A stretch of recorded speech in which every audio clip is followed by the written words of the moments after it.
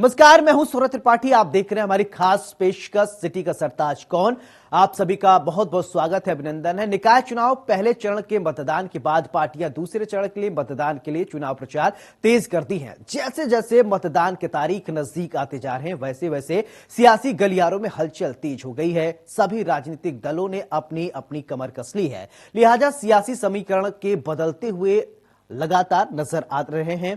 UP नगर निकाय चुनाव के दूसरे चरण का मतदान 11 मई को और 38 होगा बताया जा रहा है कि वहीं 13 मई को दोनों चरण के मतदान के नतीजे आएंगे और दूसरे चरण के लिए हर पार्टी अपनी पूरी दमखम लगाती हुई नजर आ रही हैं। यूपी निकाय चुनाव के दूसरे चरण में गाजियाबाद, मेरठ, अलीगढ़, शाहजहांपुर, बरेली, कानपुर नगर और अयोध्या नगर निगम में चुनाव होना है। निकाय चुनाव के दूसरे चरण में यूपी के 38 जिलों में वोटिंग होगी। 7 नगर निगमों में अगर बात किया जाए, महापौर पद पर 90 उम्मीदवार मैदान में हैं। नगर पालिका परिषद के अध्यक्ष के पदों पर कुल 1150 उम्मीदवार मैदान में हैं। वहीं नगर पालिका परिषद के सदस्यों के पदों की संख्या की बात करें तो 14,313 उम्मीदवार चुनावी मैदान में हैं। नगर पंचायत अध्यक्ष के पदों की बात करें तो 3,492 प्रत्याशी हैं। नगर पंचायत सदस्यों की अगर कुल बात किया जाए तो 42,575 प्रत्याशी चुनावी मैदान में ताल ठोकते नजर आ रहे हैं। बात करें दूसरे चरण के जिलों की तो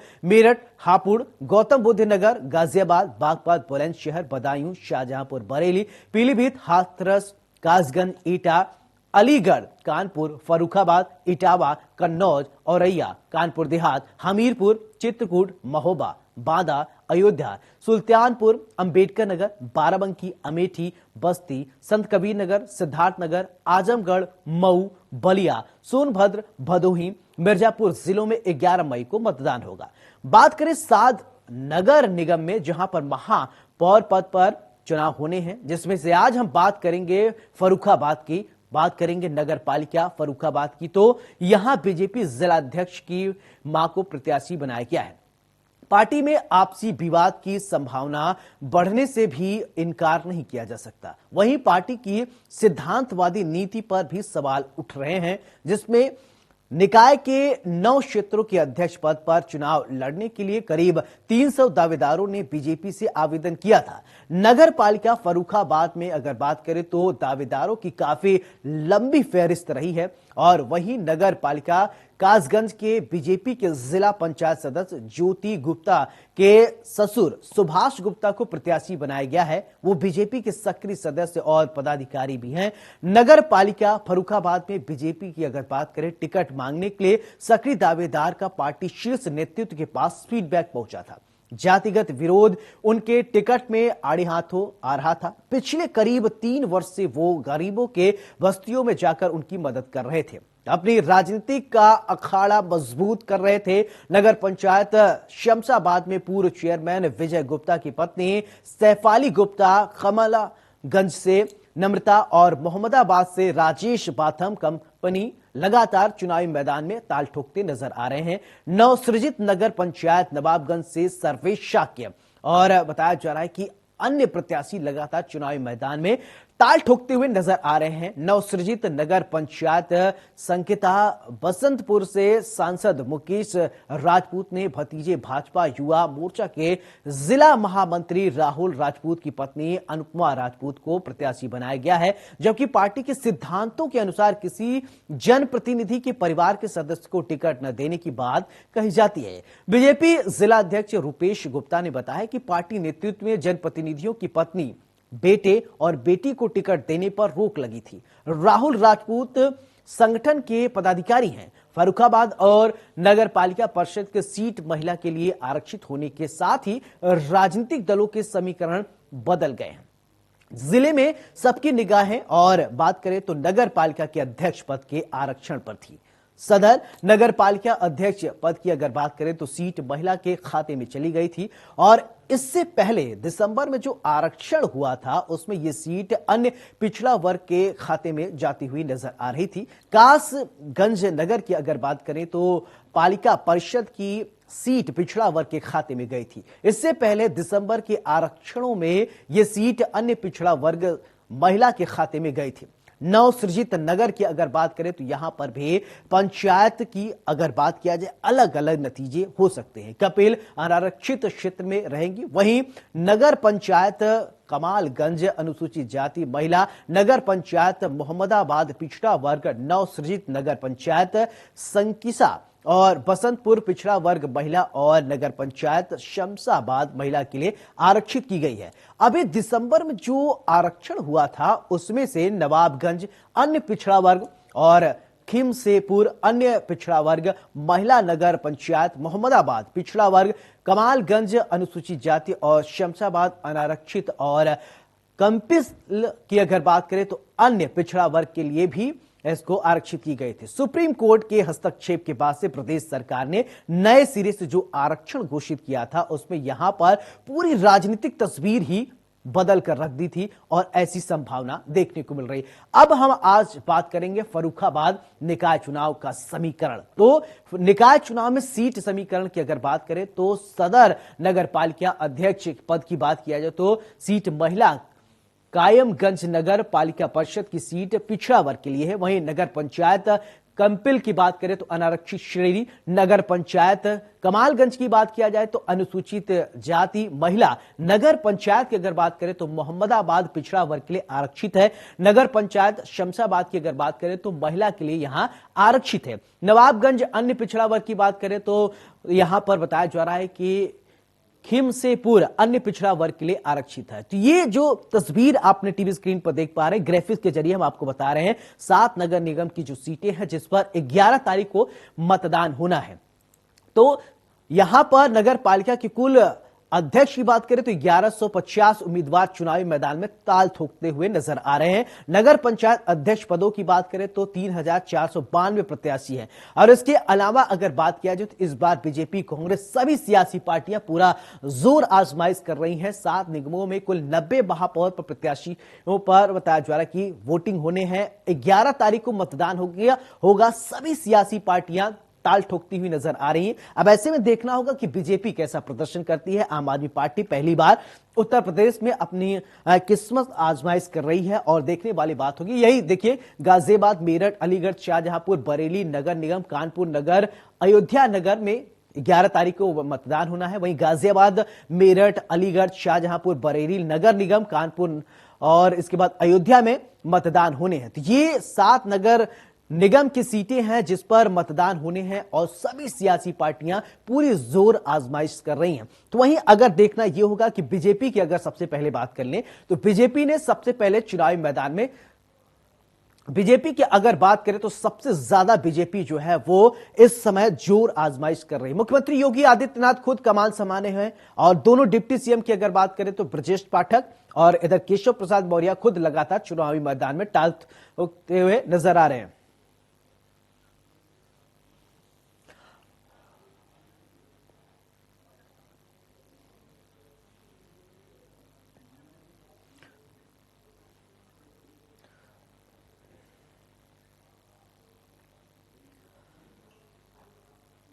तो सिटी के सरताज में आज हम बात करेंगे कि आखिरकार क्या कुछ सियासत और किस तरीके की गणित सेट हो रही है। अभिषेक मेरे सहयोगी, सबसे पहले आपसे ही सवाल की शुरुआत, किस तरीके से प्रत्याशियों की अगर बात कर लें कैसी भूमिका बन रही है?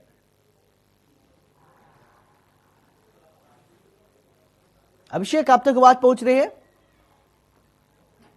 अभिषेक आप अपने आप को अनम्यूट कीजिए।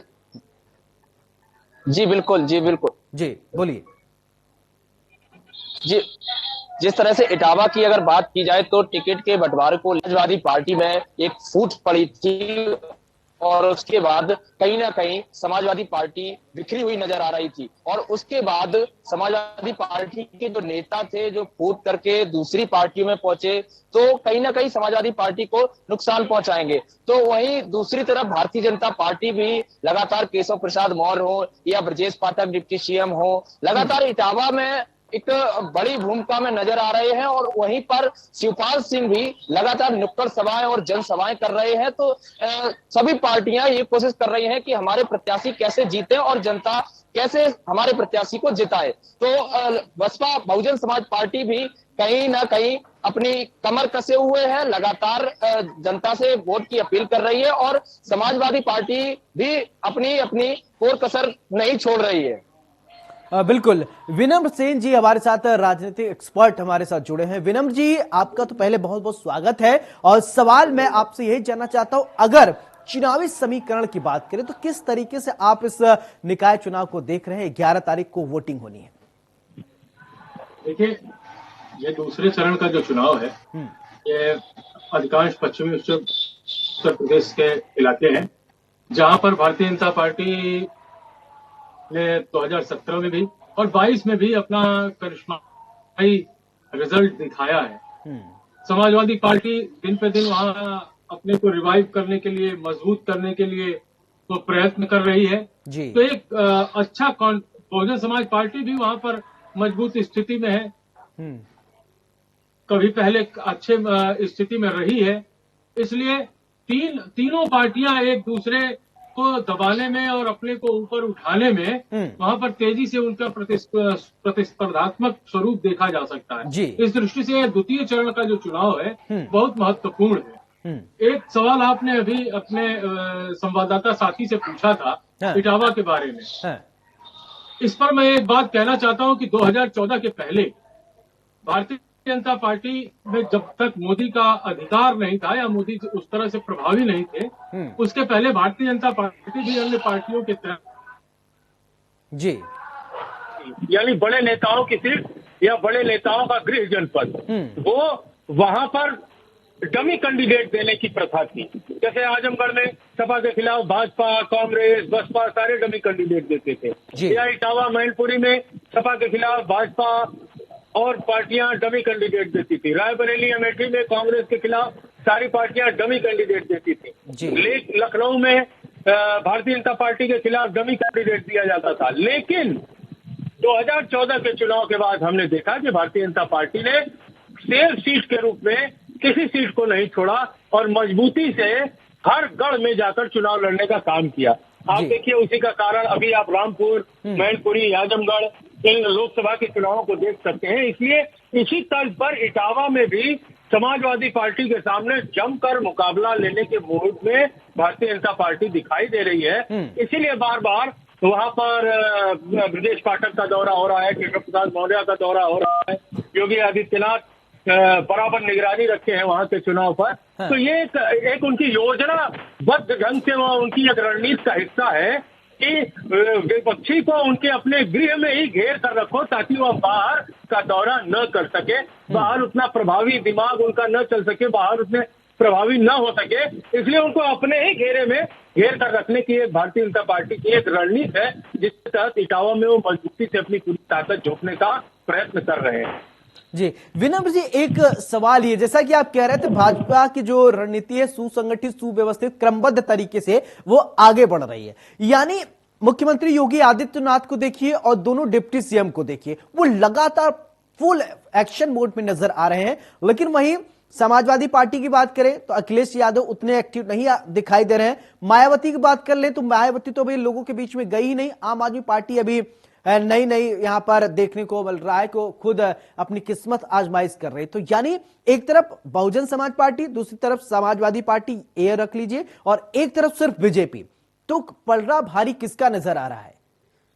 देखिए, पलड़ा भारी निश्चित तौर पर भारतीय जनता पार्टी का अभी तक दिखाई पड़ रहा है। उसका कारण है कि भारतीय जनता पार्टी की जब आप एनालिसिस करेंगे, एक पॉलिटिकल एनालिसिस की तरह या पत्रकार की तरह जब आप भी एनालिसिस करते होंगे, तो आप देखते होंगे कि सरकार भले योगी आदित्यनाथ अकेले चला रहे हैं, या संगठन भले ही कभी सुनील बंसल या प्रदेश अध्यक्ष, या जब भी कोई प्रदेश अध्यक्ष हुआ, जब भी कोई संगठन मंत्री हुआ, तो वो अपना अलग माने अपने ढंग से संगठन चलाता है। लेकिन जब चुनाव आता है तो सारे लोग, भारतीय जनता पार्टी के सारे बड़े नेता संगठित रूप से, सामूहिक रूप से चुनाव की योजना रचना बनाकर सामूहिक रूप से चुनाव लड़ते हैं। यही दूसरे दलों में आप देखें तो संगठन में चुनाव के पहले या चुनाव के बाद जो भी है वो अखिलेश यादव जी है, जो भी कहेंगे वो अखिलेश यादव जी की ही कहीं सुनी जानी है। मायावती के साथ बहुजन समाज पार्टी में यही चीज है, आम आदमी पार्टी में अरविंद केजरीवाल के साथ यही चीज है, कांग्रेस में राहुल गांधी और प्रियंका गांधी के साथ यही चीज है।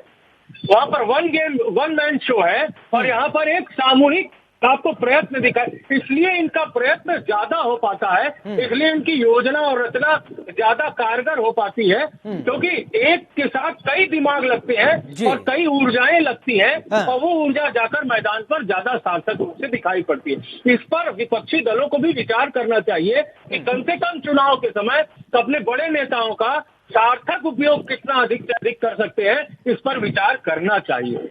बिल्कुल। चलिए अभिषेक, आपसे जानना चाहेंगे सियासत की अगर बात करें और सियासी गणित की, तो इटावा में यहां पर जहां पर आप हैं, किस तरीके से सियासी गणित देखने को मिल रहा है? प्रत्याशियों की अगर बात किया जाए, क्या कुछ माहौल बन रहा है इनको लेकर?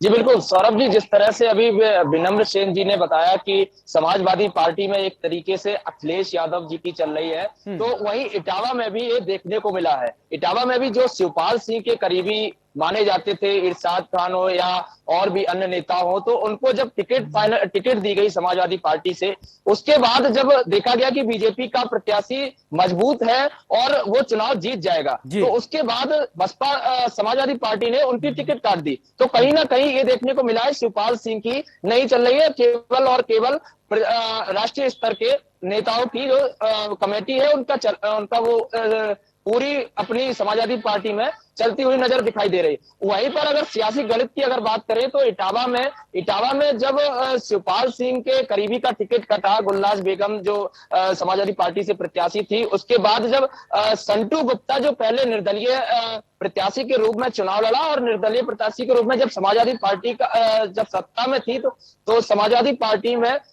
उन्होंने समाजवादी पार्टी के प्रत्याशी को हराया। उसके बाद वही जब समाजवादी पार्टी से अब टिकट जब लेकर आए, तो एक सियासी गणित ये नजर आ रहा है कि समाजवादी पार्टी कहीं ना कहीं मजबूत और बीजेपी भी मजबूत तरीके से दोनों टक्कर मानी जा रही है। बहुजन समाज पार्टी की बात करें तो बहुजन समाज पार्टी भी कहीं ना कहीं इन दोनों को ही टक्कर देती हुई नजर आ रही है। बिल्कुल। अभिषेक, अगर स्थानीय मुद्दों की बात करें तो जो मौजूदा समय में पार्षद रहे हैं या चेयरमैन आपके यहाँ रहे हैं या जो भी पदाधिकारी रहे हैं, उन्होंने कितना काम किया है? उनके काम के एवज में ही इस बार जनता जो है वो वोट से चोट करेगी, तो कितना सेटिस्फेक्शन देखने को मिल रहा है? जी देखिए सौरभ जी, जितना जनता उसी को वोट देती है जो काम और विकास की बात करेगा और जो विकास करेगा, जो जमीनी स्तर का विकास होगा। अब समाजवादी पार्टी की अगर बात करें तो समाजवादी पार्टी भी करीब 2 बार से चेयरमैन रहे हैं समाजवादी पार्टी के यहाँ पर इटावा नगर पालिका में। तो ये नजर आ रहा है कि अब की बार जनता बदलाव देखना चाह रही है और बदलाव का ये कारण है कि कहीं ना कहीं विकास की कमी रह गई और कहीं ना कहीं विकास नहीं हुआ है। अगर हम संटू गुप्ता की बात करें तो संटू गुप्ता ने कहीं ना कहीं इटावा में विकास कराया है, चाहे वो शमशान घाट हो या चाहे पक्का तालाब हो या और भी कई अन्य जगह हो, सड़कें हो, यमुना तक जितनी सड़कें गई है उनका विकास कराया हो। तो कहीं ना कहीं ये नजर आ रहा है कि निर्दलीय प्रत्याशी के रूप में जो संटू गुप्ता ने काम उस समय कराया था, तो अब जो संटू गुप्ता की जीत और समाजवादी पार्टी का जीत का जो दावा है वो इसीलिए मजबूत और करता है कि जब संटू गुप्ता व्यक्तिगत चेहरे पर भी मजबूत नजर आ रहे हैं। बिल्कुल। विनम्र जी, अभी आप बात कर रहे थे, हम बात कर रहे थे वन मैन शो, यानी कुछ पार्टी के दिग्गज जो नेता है वो इस परिपाटी पे चलने लगे हैं कि हम ब्रह्मास्मि, हम ही हैं, जो बाकी पार्टी में कुछ है नहीं। अखिलेश यादव अगर नहीं जाए तो फिर इसके अलावा दूसरे की अगर बात किया जाए तो यानी बीजेपी में ऐसा नहीं है कि, अगर आप इसको एनालिटिकल तरीके से थोड़ा बताएं कि मायावती, बीएसपी की बात तो सिर्फ एक ही चेहरा मायावती। देखिए भारतीय जनता पार्टी के पास योगी आदित्यनाथ, आप देखिए 2017 के पहले कौन कल्पना कर सकता था कि वो मुख्यमंत्री का चेहरा हो सकते हैं। इसी तरह से हर कार्यकर्ता भारतीय जनता पार्टी का जो बड़ा नेता है, जैसे ब्रजेश पाठक है, जैसे कैबिनेट मंत्री कोई है या कैबिनेट मंत्री नहीं है, जो सामान्य विधायक है या जो संगठन में समर्पित है, वो भी इस भाव से काम करता है कि शायद कभी संगठन हमको अवसर दे दे और हम भी मुख्यमंत्री या कोई मंत्री या एमएलसी के दावेदार हो सकते हैं। यानी कहने का मतलब कि एक संभावना उनके पास है, इसलिए वो पूरे समर्पण से संगठन के साथ लगते हैं। वहीं दूसरे दलों के साथ क्या है, आप कुछ भी कर लीजिए, पता है, क्लियर है कि अखिलेश यादव की जगह राष्ट्रीय अध्यक्ष आप नहीं बन सकते हैं। जी। जब शिवपाल यादव नहीं बन पा रहे हैं, जब शिवपाल यादव की रैली से घबरा जा रहे हैं, आप बताइए इटावा में अगर शिवपाल यादव की ही रैली करा देते या शिवपाल यादव को ही फ्रंट पर कर देते कि ठीक है मैं नहीं आ पा रहा हूं, लेकिन इटावा, मैनपुरी, फिरोजाबाद, जहां जहां पर प्रभाव है शिवपाल यादव का, उनको ये होल्ड दिया जाता है, वो वहां पे स्टार प्रचारक रहेंगे, वहां पे काम करेंगे। मैं भी आऊंगा अवसर पड़ेगा तो, लेकिन अधिकांश काम शिवपाल यादव जी के जिम्मे नहीं। उनको खतरा है कि कहीं शिवपाल यादव एक सवाल ये कहा जाता है, कहावत है राजनीति में, अगर चावल कभी पकता है ना तो एक चावल को टच करके दबा के देख लेते हैं कि पूरा चावल पका है या नहीं। इसी तरीके सियासी पार्टियां भी आंक लेती है क्या कि माहौल कैसा है? नहीं, ऐसा बिल्कुल, अगर ये आप पाती, अगर Samajwadi party, Bahujan Samaj party, Congress party, अगर ये आप पाती कि चावल कितनी आंच पर पक जाएगा, तो आज भारतीय जनता पार्टी के सामने एक मजबूत विपक्ष बनकर खड़ी रहती, सामूहिक प्रयास के साथ। अपनी पार्टी में लोकतांत्रिक सामूहिक प्रयास और पार्टी के बाहर अन्य पार्टियों में समन्वय करके सामूहिक प्रयास, उसके साथ भारतीय जनता पार्टी का मुकाबला करती अगर उनको ये पहचान होती कि चावल कितनी आंच पर पकता है। लेकिन अफसोस यही है कि रोज टीवी चैनल पर खैर ये तो वक्त आने पर ही पता चलेगा। पार्टी को कोसने के बजाय शिव कुमार मिश्रा मेरे सहयोगी फर्रुखाबाद से जुड़ रहे हैं। शिव, आप तक आवाज पहुंच रही है? लगता है कि संपर्क नहीं हो पा रहा है शिव से। ठीक है अभिषेक, आपसे ये जानना चाहूंगा कि कल अगर 11 तारीख की बात किया जाए, तैयारियां पोलिंग बूथ पर किस तरीके से की जा रही हैं? जी बिल्कुल, जिस तरह से 11 तारीख को लेकर पूरा प्रशासन, एसओजी की टीम हो या क्राइम ब्रांच की टीम हो या पुलिस प्रशासन हो, पूरी तरह से सजग है और सुरक्षा चौक बंद है पूरी तरीके से। वहीं अगर आज की बात करें तो आज भी एक पुलिस प्रशासन द्वारा बड़ी कार्रवाई की गई है। समाजवादी पार्टी के जो प्रत्याशी है भरथना नगर पालिका से, उनके बेटे को आज गिरफ्तार किया गया है और गिरफ्तारी का कारण ये था कि अवैध जो शराब थी, शराब बांटने का काम कर रहे थे, वोटों को रिझाने के लिए ये शराब बांटी जा रही थी, इस वजह से वो उनको गिरफ्तार किया गया है पुलिस और एसटीएफ टीम की द्वारा। तो कहीं ना कहीं ये लगातार प्रशासन पूरी तरीके से सुरक्षा व्यवस्था में कहीं भी कमी नहीं रहने दे रही है और पूरी तरीके से ईमानदारी से चुनाव हो सके, मतदान हो सके, इसके लिए पूरी तरीके से प्रशासन सजग है। चलिए विनम्र सेन जी, आपका भी बहुत बहुत शुक्रिया। अभिषेक, आपका भी बहुत बहुत शुक्रिया, आपने ग्राउंड जीरो से जानकारी दिया। तो सिटी के सरताज में आज हमने जाना कि आखिरकार जनता क्या चाहती है, जनता के क्या कुछ विचार है, क्या कुछ होने वाला। तो 11 तारीख को दूसरे चरण का मतदान होना है। आप भी अपने घरों से निकले और मतदान जरूर करें। सिटी का सरताज कौन, इस खास पेशकश में मेरे साथ फिलहाल इतना ही। नमस्कार।